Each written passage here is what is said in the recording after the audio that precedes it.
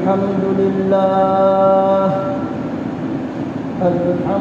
لله وكفى وسلام على عباده الذين اصطفى أما بعد فقد قال الله تعالى في كلامه المجيد وفرقانه الحميد أعوذ بالله من الشيطان الرجيم بسم الله الرحمن الرحيم استغفروا ربكم إنه كان غفارا عن أبي هريرة رضي الله عنه أن النبي صلى الله عليه وسلم قال ربكم عز وجل لو أن عبيدي أطاعوني لأسقيتهم المطر بالليل وأطلعت عليهم الشمس بالنهار ولم أسمعهم صوت الرعد بارك الله لنا ولكم بالقرآن العظيم ونفعنا وإياكم بالآيات والذكر الحكيم. اللهم صل على محمد وعلى آل محمد كما صليت على إبراهيم وعلى آل إبراهيم إنك حميد مجيد.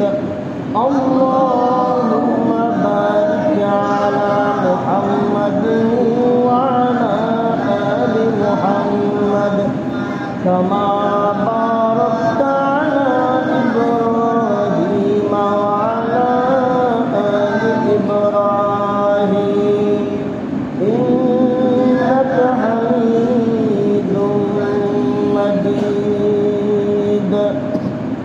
محترم حاضرین, মহান আল্লাহ রব্বুল আলমিনের দরবারে অসংখ্য শুকরিয়া।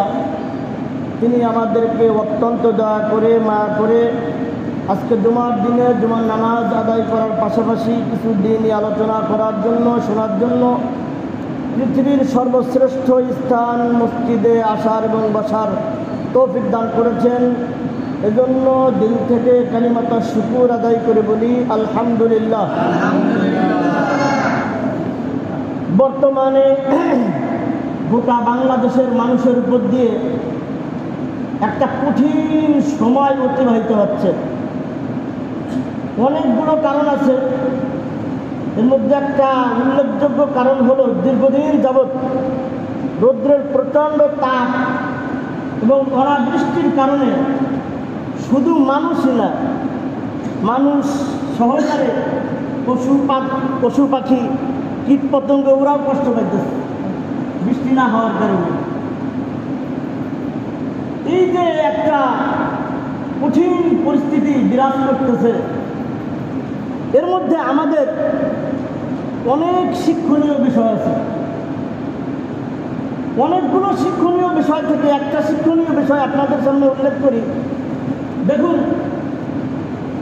বিজ্ঞানীদের ভাষ্য অনুযায়ী পৃথিবী থেকে সূর্যের দূরত্ব 9,30,00,000 মাইল।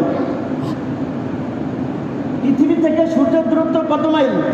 9,30,00,000 মাইল দূরের পথ। এত দূরে সূর্যটা অবস্থান করতেছে। এত দূর থেকে সূর্য জমিনে তাপ দিতেছে। এত দূর থেকে সূর্যটা জমিনে তাপ দিতেছে, যার মাধ্যমে মানুষের জীবন যাপনের কি ভয়াবহ অবস্থা সেটা আমি যেমন জানি আপনারাও জানেন।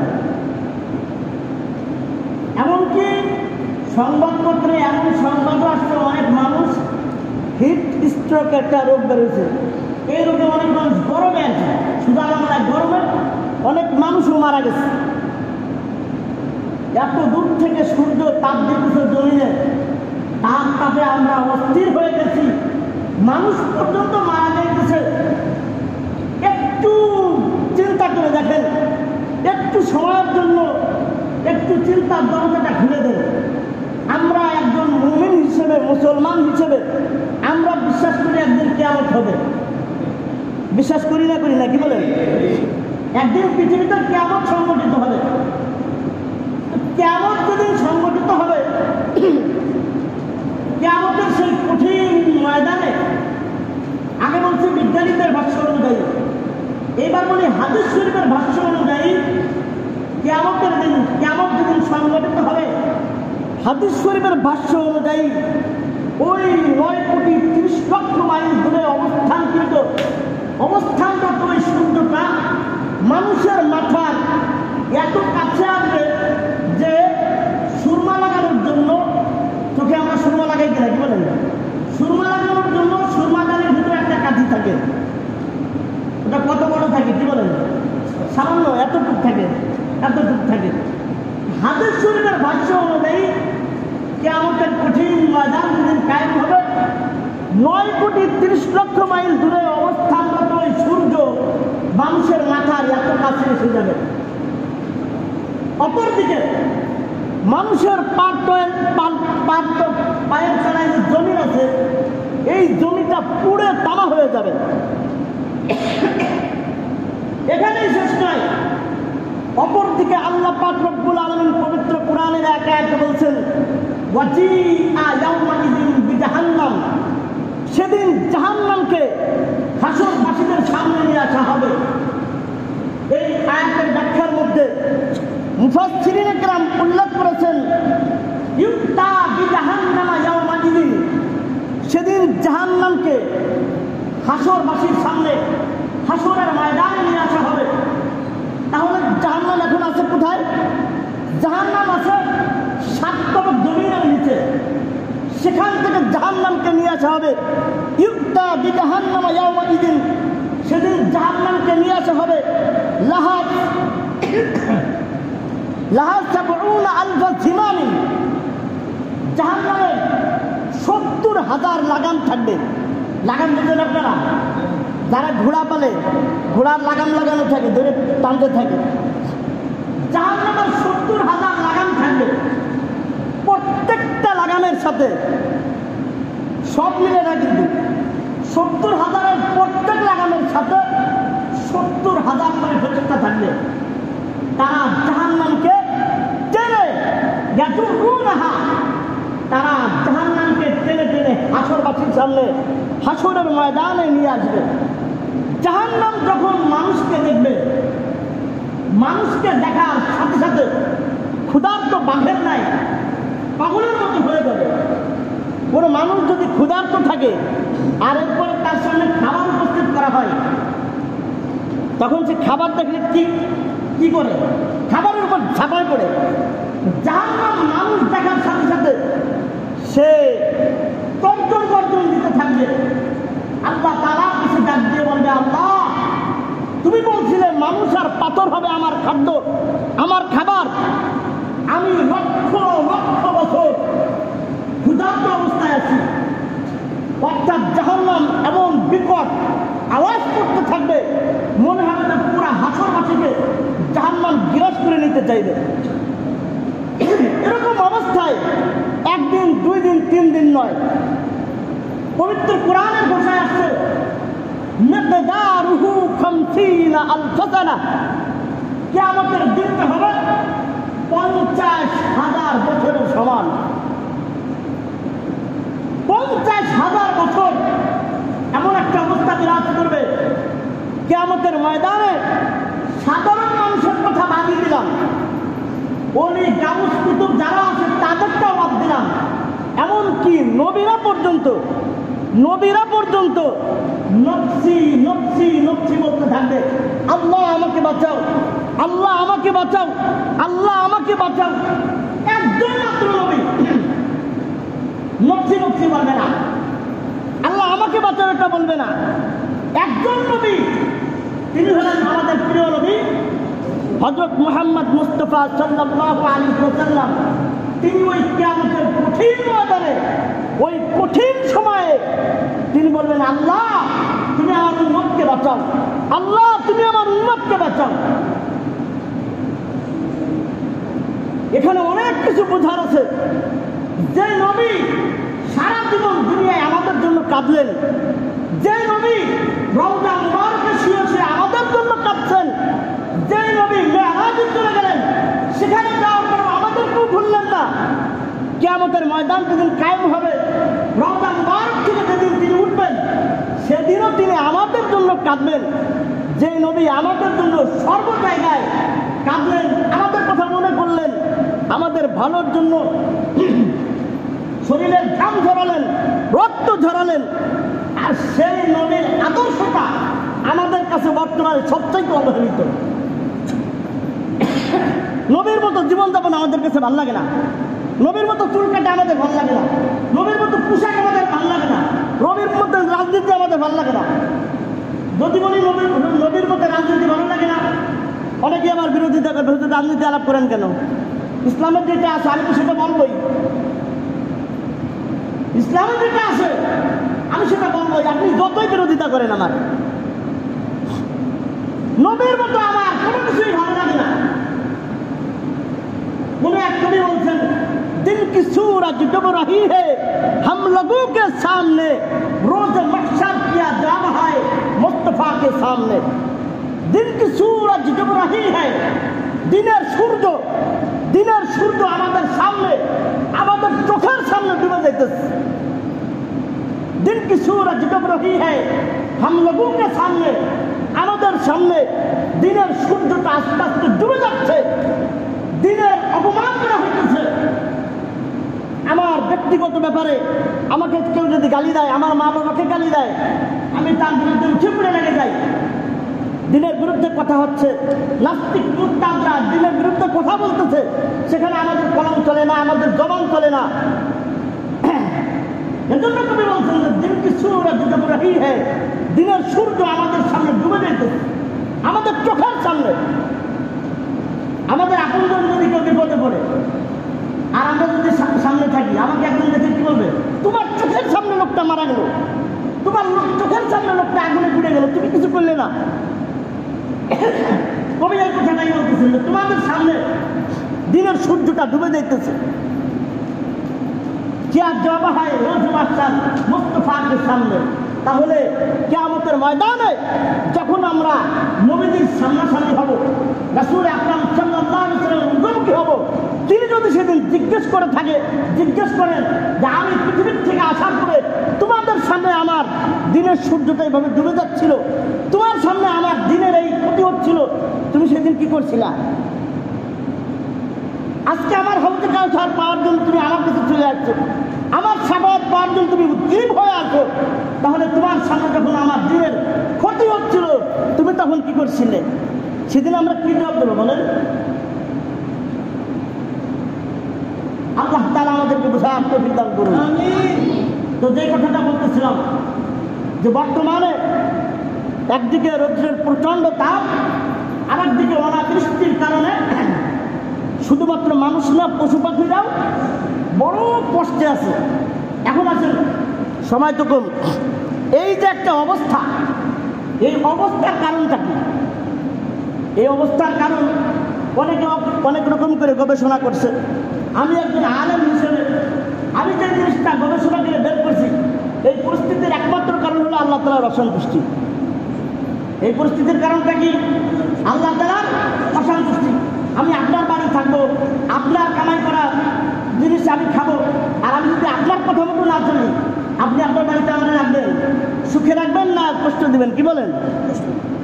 তা আমরা আল্লাহর বাড়িতে থাকি, আল্লাহর দেওয়া নিয়ামত খাই, আর আল্লাহর হুকুম যদি যদি না মানি, এত শুধুমাত্র প্রচণ্ড রোদ গরম, যদি আকাশ থেকে অগ্নি বৃষ্টি বর্ষণ হতো তাও তো মরে যেত আমাকে পাপ অনুযায়ী। আল্লাহ তো আমাদেরকে অনেক ভালোবাসে। আল্লাহ তাআলার অসন্তুষ্টির কারণে এই অবস্থা। বলতেই পারেন হুজুর আপনি আল্লাহর অসন্তুষ্টি এটা বলছেন কেন? আল্লাহ তাআলার একজন জালিলুল কদর পয়গম্বর হযরত মূসা আলাইহিস সালাম আল্লাহ তাআলার কাছে একদিন জিজ্ঞেস করলেন, আল্লাহ তুমি কখন আমাদের ব্যাপারে সন্তুষ্ট থাকো আর কখন অসন্তুষ্ট থাকো, এটা বোঝার কোনো আলামত আছে? আমরা বুঝবো কিভাবে? আল্লাহ পাক রব্বুল আলামিন ওহীর মাধ্যমে হযরত মূসা আলাইহিস সালামকে বললেন, আমি যখন কোনো সম্প্রদায়ের উপরে সন্তুষ্ট থাকি, খুশি থাকি, তখন আমি তিনটা কাজ করে থাকি। কয়টা কাজ করে থাকি? তিনটা কাজ করে থাকি। এক নম্বর যে কাজটা করে থাকি সেটা হলো সময় মতো বৃষ্টি দান করি। সময় মতো কি দান করি? বৃষ্টি দান করি। 2 নম্বর, আমি যখন কোনো সম্প্রদায়ের উপর সন্তুষ্ট থাকি, খুশি থাকি, 2 নম্বর আমি যে কাজটা করে থাকি সেটা হলো দানশীলদেরকে সম্পদ দান করি। দানশীলদেরকে সম্পদ দান করি। যারা দানশীল, দান করে, তারা যদি সম্পদ পায় তারা দান করার জন্য পাগল হয়ে যায় যে কীভাবে কতক্ষণে আমি এই সম্পদগুলো আল্লাহর রাস্তায় দান করব। 3 নম্বর, আমি যখন কোনো সম্প্রদায়ের উপরে সন্তুষ্ট থাকি, খুশি থাকি, আমি আরেকটা কাজ করে থাকি, সেটা হলো আমি নেককারদেরকে, সৎ মানুষদেরকে, ভালো মানুষদেরকে ক্ষমতার মস্তদে বসাই। তাহলে আসেন, আল্লাহ বললেন আমি যখন কোনো সম্প্রদায়ের উপরে খুশি থাকি 3টি কাজ করে থাকি। 1 নম্বর হলো সময় মতো বৃষ্টি দান করি। 2 নম্বরে দানশীলদেরকে সম্পদ দান করি। 3 নম্বরে নেককার লোকদেরকে ক্ষমতার মস্তদে বসাই। ক্ষমতার মস্তদে যদি নেককার লোক থাকে, ভালো লোক থাকে, সৎ লোক থাকে, তাহলে তার অধীনস্থ যত মানুষ আছে তাদের ভালো হবে না খারাপ হবে? কি বলেন? এরকম অনেক দৃষ্টান্ত আছে, অন্যদিন ইনশাআল্লাহ দেবো, সময় দেব। এরপরে আল্লাহ তাআলা বললেন, আর আমি যখন কোনো সম্প্রদায়ের উপরে অসন্তুষ্ট থাকি, বেজার থাকি, নারাজ থাকি, বুঝছেন তো জিনিসটা, তখনও আমি 3টি কাজ করে থাকি। 1 নম্বর যে কাজটা করে থাকি সেটা হলো যখন বৃষ্টির প্রয়োজন, সময় মতো আমি বৃষ্টি বন্ধ করে রাখি। সময় মতো আমি কি করে রাখি? বৃষ্টি দ্বারা বন্ধ করে রাখি। বৃষ্টি নামে কার হুকুমে বলেন তো? সবাই তো বললেন না, সন্দেহ আছে নাকি? বৃষ্টি নামে কার হুকুমে? আল্লাহর হুকুমে নামে। তা আল্লাহ বলেন আমি যখন কোনো সম্প্রদায়ের উপর অসন্তুষ্ট থাকি, নারাজ থাকি, 1 নম্বর যে কাজটা করে থাকি আমি সময় মতো বৃষ্টি বন্ধ করে রাখি। 2 নম্বরে বকিলদেরকে সম্পদ দান করি। বকিল বুঝছেন তো? কৃপণ, কীর্তি, চেষ্টা, আরো যত বাংলা আছে। আল্লাহ বললেন যখন আমি কোনো সম্প্রদায়ের উপর অসন্তুষ্ট থাকি আমি বকিলদেরকে সম্পদ দান করি। বকিলে যদি সম্পদ পায়, কারণের বংশধর কিছু আছে না, ওর সহবাদ থাকে কিছু লোক আছে না, তারা যদি সম্পদ পায় তাহলে কি অবস্থা করবে? বকিলের 3টা ব্যাখ্যা আমি জানি। বকিলের 1 ব্যাখ্যা হলো সে নিজে কোনোদিনও খায় না। বাজারে ভালো ভালো দোকানের সামনে দিয়ে যাবে, ভালো ভালো খাবার দেখে অন্যদিক ফিরে চলে যাবে, না অন্য আরেকদিন দেখা যাবে। বকিলের 1 নম্বর ব্যাখ্যা হলো সে নিজে খায় না। বকিলের 2 নম্বর ব্যাখ্যা হলো অন্যরা খাওয়ায় না। অন্যরা কি করে না? খাওয়ায় না। আর বকিলের 3 নম্বর ব্যাখ্যা হলো অন্য আরেকজন ব্যক্তি, তৃতীয় একজন ব্যক্তি আরেকজনকে খাওয়াবে। এটা দেখলেও তার গাও চলে, এটাও তার কাছে কি লাগে না? ভালো লাগে না। সে নিজে খাবে না, অন্যকে খাওয়াবে না, অন্য আরেক ব্যক্তি আরেক ব্যক্তিকে খাওয়াবে। এটা দেখলে তার কি চলে? শরীর চলে, গাও চলে, যে সে অমুক করে খাওয়াবে কেন? তা আল্লাহ তাআলা বললেন যে আমি যখন কোনো সম্প্রদায়ের উপরে অসন্তুষ্ট থাকি তো 2 নম্বর যে কাজটা করে থাকি সেটা হলো বকিলদেরকে সম্পদ দান করি। আর 3 নম্বর, খুব ভালো করে শুনেন, 3 নম্বর আল্লাহ বললেন আমি যখন কোনো সম্প্রদায়ের উপরে অসন্তুষ্ট থাকি, বেজার থাকি, নারাজ থাকি, তখন আমি 2 দুষ্ট লোকদেরকে, কেমন লোকদেরকে? দুষ্ট লোকদেরকে ক্ষমতা মস্তদে বসাই। দুষ্ট লোকদেরকে কি করি? ক্ষমতার মস্তদে বসাই।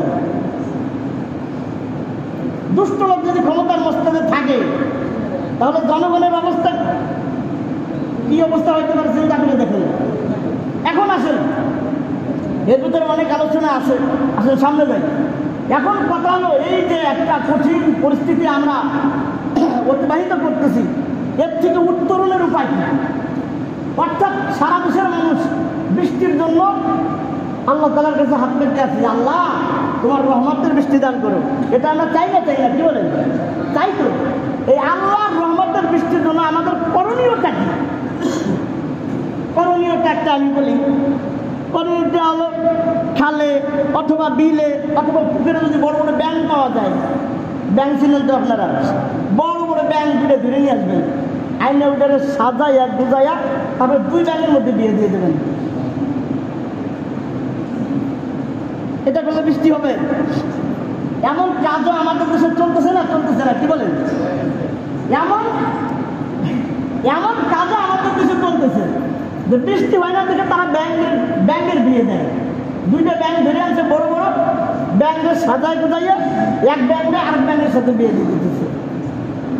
আমরা আমাদের যুগটাকে বলি ডিজিটাল যুগ। এই ডিজিটাল যুগে আসার পরেও মানুষ এত বড় নির্বোধে কিভাবে থাকে আমার বুঝে আসে না। আমাদের এই বাংলাদেশটা, এই দেশের মতো আলেম ওলামা মাদ্রাসা মসজিদ মানে পৃথিবীর অন্য কোনো রাষ্ট্রে নাই। কদমে কদমে আলেম পাওয়া যায়, হক্কানি আলেম পাওয়া যায়। আলেম ওলামা থাকতে, মাদ্রাসা মসজিদ থাকতে, জ্ঞানী মানুষ থাকতে এমন কাজ যে মানুষ কিভাবে করে আমার বুঝে আসে না। তারা বৃষ্টি নামানোর জন্য ব্যাংকের দিয়ে দেয়।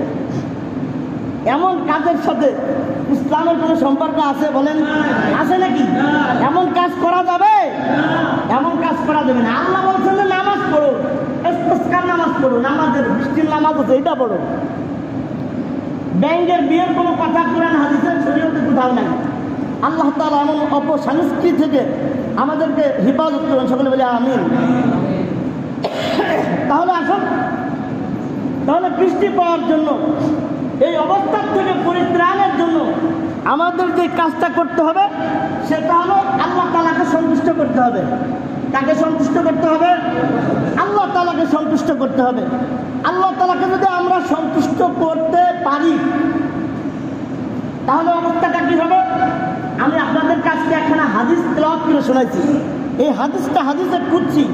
এই হাদিসের মধ্যে আল্লাহ তাআলা বলেন, লাউ আন্না আবিদি আতাউনি, যদি আমার বান্দারা আমার আনুগত্য করে, অর্থাৎ আমার সন্তুষ্টি যেই পথে, সেই পথে চলে, সেই পথে বলে, সেই পথে রাজনীতি করে, সেই পথে ব্যবসা বাণিজ্য করে, যাবতীয় যত কাজকর্ম আছে সব যদি আমার সন্তুষ্টির রাস্তায়, আমার সন্তুষ্টি অনুযায়ী যদি আমার বান্দারা যদি করে, তাহলে আল্লাহ তাআলা প্রতিশ্রুতি দিতেছেন, 1 নম্বর, লাসপাইতুহুমুল মাতারা বিল্লাইল। আল্লাহ বলতেছেন তখন আমি তাদেরকে, যারা আমার আনুগত্য করবে, আমার সন্তুষ্টি অনুযায়ী চলবে, বলবে, আল্লাহ বলতেছেন তখন আমি তাদেরকে রাত্রিবেলা বৃষ্টি প্রদান করব। কোন সময়? রাত্রিবেলায় বৃষ্টি প্রদান করব। দেখেন, সারাদিন আপনি কাজ করছেন, খেতে খামারে কাজ করছেন, জিরায়মারি করছেন, ব্যবসা বাণিজ্য করছেন, চাকরি বাকরি করছেন, রাত্রিবেলায় সবাই মনে মনে ভাবে যে আরামের সাথে একটু ঘুমটা দেই, কি বলেন? আল্লাহ বলতেছেন যে রাত্রিবেলা আমি বৃষ্টি প্রদান করবো। অর্থাৎ সারাদিনের ক্লান্তি নিয়ে তুমি রাত্রিবেলা ঘুমাবা, আমি আসমান থেকে রহমতের বৃষ্টি তোমার উপরে বর্ষণ করব। যেই টিনের ঘর আছে, টিনের ঘরের মধ্যে যারা শয়, আপনি যেরকম টপ টপ বৃষ্টির শব্দ হয়, অনেক মজা লাগে কিনে, কি বলেন? হালকা ঠান্ডা, ও আরামে ঘুম। আল্লাহ বলতেছেন যে সারাদিন তুমি কষ্ট করবা, আমার সন্তুষ্টি অনুযায়ী চলবা, আমার আনুগত্য করবা, আমি তোমাদেরকে রাত্রিবেলায় বৃষ্টি প্রদান করব, যাতে তুমি আমার বান্দা আরামে ঘুমাইতে পারো। রাত্রি যখন শেষ হবে, তোমার সারা দিনের যত ক্লান্তি আছে তোমার ঘুমের মাধ্যমে 1 মুহূর্তে আমি সব দূর করে দেবো। এত আস্তে সুবহানাল্লাহ বললেন। আল্লাহ আপনাদেরকে এই যে গত কয়েকদিন ধরে চেয়ারম্যানরা প্রতিশ্রুতি দিতেছে, আপনারা তো এই জায়গায় বসে এক একজনে হাতে দিতেছেন এমন বেগে, পূর্বানকে জিততে শোনা গেছে। আর আল্লাহ বললেন, আল্লাহ প্রতিশ্রুতি দিলেন, সুবহানাল্লাহ বললেন এমন ভাবে মনে হচ্ছে খেয়ে রয়েছেন। জোরে বলেন সুবহানাল্লাহ। 1 নম্বর আল্লাহ বললেন যদি আমার সন্তুষ্টি অনুযায়ী তুমি চলতে পারো, 1 নম্বর হলো আমি তোমাদেরকে রাত্রিবেলা বৃষ্টি প্রদান করব। 2 নম্বর আল্লাহ বলতেছেন ওয়াতলাতু আলাইহিমুস শামসা বিন নাহার, রাত্রিবেলা তো আরামে ঘুমাইছি, এখন দিনের বেলায় প্রত্যেকেরই জীবিকার তাগিদে কাজে ছুটে যেতে হয়। কি বলেন? এক একজন কেউ প্রত্যেকেই কোনো না কোনো পেশায় আমরা ব্যস্ত, কেউ ব্যবসা বাণিজ্য, কেউ চাকরি বাকরি, কেউ খেতে খামারে আসে না নাই। কি বলেন? এই সময় যদি আকাশের মেঘ থাকে, আকাশটা মেঘলা মেঘলা থাকে, সারাদিন বৃষ্টি নামে, আকাশের সাথে কিন্তু মানুষের মনের একটা সম্পর্ক আছে। খেয়াল করে দেখবেন যে আকাশ যদি ভালো থাকে মানুষের মনও কিন্তু ভালো থাকে, আর আকাশটা মেঘলা মেঘলা কেমন জানি লাগে, ভালো লাগে না। আকাশের সাথে মানুষের মনের একটা সম্পর্ক আছে। তার দিনটা যদি আলো উজ্জ্বল থাকে, সূর্য ওঠে, তাহলে ভালো লাগবে কি না? কি বলেন? আল্লাহ বলতেছেন যখন তোমরা আমার সন্তুষ্টি অনুযায়ী চলবা বলবা, তখন আমি তোমাদের জন্য, তোমাদের কাজের সুবিধার্থে, তোমাদের ভালোর জন্য দিনের বেলায় আসমানে আমি সূর্য উঠাইয়া দেবো। 3 নম্বর আল্লাহ তাআলা বলতেছেন দিনের বেলায় কাজ করতে গেছি খেতে খামারে, ইদানিং অনেক খবর আমরা এরকম শুনছি যে মাঠে ধান কাটতে গেছে, বজ্রপাতে মারা গেছে। মারা যায় না? যায় না? কি বলেন? বিগত কয়েক বছরে বজ্রপাতে কিন্তু অনেক মানুষ মারা গেছে, অনেক মানুষ মারা গেছে। আল্লাহ তাআলা হাদিসে কুদসির মধ্যে বলছেন ওয়ালাম উসমিউহুম সাওতার রাদি, ওয়ালাম উসমিউহুম সাওতার রাদি। ও বান্দা, তুই যদি আমার সন্তুষ্টি অনুযায়ী চলতে পারিস, বলতে পারিস, সব কাজ আমার দেখানো কথা যদি করতে পারিস, আমি তোকে এই বজ্রপাতের মেঘের যেই ভয়ঙ্কর গর্জন আছে ওর আওয়াজটাও তোর কানে পৌঁছাবো না। সুবহানাল্লাহ। আল্লাহ তাআলাকে যদি আমরা সন্তুষ্ট করতে পারি, দুনিয়ায় যে আল্লাহ তাআলা নিয়ামত দিলেন তার কিঞ্চিত আপনাদের সামনে আমি তুলে ধরলাম। আখিরাতেরটা তো রয়েছেই, বেশুমার, অগণিত, অসংখ্য। এখন আসেন সংক্ষেপে যে জিনিসটা বলবো, এখন আল্লাহর সন্তুষ্টি অর্জন করা যায় কিভাবে? আমরা তো অনেক পাপ কাজ করছি, আমাদের পাপের কারণে এই আযাব হয়েছে। এই বৃষ্টি বন্ধ এমনিতেই বন্ধ না, আমাদের পাপের কারণে এই বৃষ্টি বন্ধ হয়ে গেছে। তাহলে আমাদের করণীয়টা কি? 1 নম্বর যে করণীয়, সেটা আমাদেরকে গুনাহ থেকে তওবা করতে হবে। গুনাহ থেকে কি করতে হবে? পাপ থেকে তওবা করতে হবে। পাপ কমাবেন, পাপের দিকে হয়ে যাবে। পাপ আর তাপ, তাপ হলো রৌদ্রের, আর গুনাহ হলো পাপ। পাপ কমায় দেবেন, তাপের নিতে কমে যাবে। তাহলে 1 নম্বর আমাদের করণীয়টা হলো গুনাহ থেকে তওবা করতে হবে খাঁটি অন্তরে। কোনো মানুষ যদি খাঁটি অন্তরে আল্লাহ তাআলার কাছে তওবা করে, আহা সময় বেশি লেগে যেতেছে। আপনার আগের তো আসেন না, কথাও বলতে পারি না। আসেন এমন সময় যে তখন কথা শুরু করলে মাঝখানে তো আর শেষ করা যায় না। আপনারাও বুঝবেন না, আমিও বুঝবো না, আলোচনার কোনো মজা নেই। 10 বছর ধরে বলতেছি খালি আগেরটা আসবেন, আপনারা সপ্তাহে একটা দিন আর আগে আসতে পারেন না। আল্লাহ কি আর বলবো। যাই হোক, তাহলে আমাদের 1 নম্বর করণীয়টা হলো গুনাহ থেকে তওবা করতে হবে। গুনাহ থেকে কোনো ব্যক্তি যদি তওবা করে, তাহলে আল্লাহ তাআলা ওই ব্যক্তির উপরে কেমন খুশি হয়? কোনো ব্যক্তি মনে, আল্লাহ রাসূল হাদিসে উদাহরণ দিয়ে বুঝেছেন, কোনো এক ব্যক্তি মনে করে উটের উপরে তার খাদ্য সামগ্রী নিয়ে মরুভূমির ভিতরে গেছে। মরুভূমির ভিতরে যাওয়ার পর তার ওই খাদ্য বোঝাই করে উটটা হঠাৎ করে হারাই গেছে। মরুভূমির ভিতরে জনমানবহীন, মরুক্রান্ত, পানি নাই, মানুষ নাই, কিচ্ছু নাই, ওখানে খাবে কি? সে তার জীবন থেকে নিরাশ হয়ে, যার আমার বাজার আছে নাই, এটা জীবনের থেকে নিরাশ হয়ে সে একটা গাছের তলায় শুয়ে পড়ছে।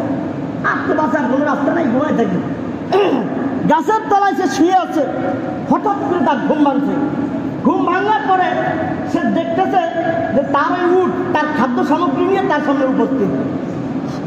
এই সময় ওই ব্যক্তি খুশি হয়ে, একটা জিনিস বোঝার বিষয় আছে, বুঝে নেই না, ওই ব্যক্তি খুশি হয়ে সে তখন বলতে থাকে, আল্লাহ তুমি আমার গোলাম, আমি তোমার প্রভু। এটা কিন্তু সাধারণ সুস্থ কোনো জ্ঞানে যদি কোনো মানুষ যদি এই কথা বলে, সে তো মুরতাদ হয়ে যাবে। কিন্তু সে বলতে খুশিতে যে আল্লাহ খুশি হয়ে আপনি মাঝে মাঝে আপনার ছেলের আব্বা করে ডাকবেন না? আপনার ছেলের একটা কাজে ভালো রেজাল্ট করছে, তার আপনি আব্বা বলে ডাকেন না? তার মানে কিছু কি আপনার আব্বা হয়ে গেছে? আপনি তারা মোহাব্বত করে বলছেন। হাদিসের শব্দ কিন্তু কেউ যদি মনের মধ্যে কোনো সন্দেহ থাকে আমার কাছ থেকে হাদিসের ইবারত শুনে দেবেন, হাদিস দেখা দেবেন। ওই ব্যক্তি খুশি হয়ে তখন বলে যে আল্লাহ তুমি আমার গোলাম, আমি তোমার প্রভু। খুশিতে এরকম বলে ফেলছে। তা আল্লাহ তাআলা বলেন যখন আমার কোনো বান্দা তওবা করে আমার কাছে ফিরে আসে, ওই ব্যক্তি যেমন খুশি হয়েছে এর থেকেও অনেক অনেক গুণ বেশি খুশি আমি আল্লাহ হয়ে যাই। অতএব আমাদের এই পরিস্থিতি থেকে মুক্তি পাইতে হইলে 1 নম্বর তওবা করতে হবে, বেশি বেশি ইস্তেগফার করতে হবে। অনেক আলোচনা আরো ছিল, করতে পারলাম না সময়ের অভাবে। ইনশাআল্লাহ ভবিষ্যতে সেই আলোচনাগুলো আপনাদের সামনে পেশ করার চেষ্টা করবো। যতটুকু বললাম আল্লাহ তাআলা আমাকে আপনাকে সকলকে আমল করার তৌফিক দান করুন। সকলে বলে আমিন। ওয়া আখিরু দাওয়ানা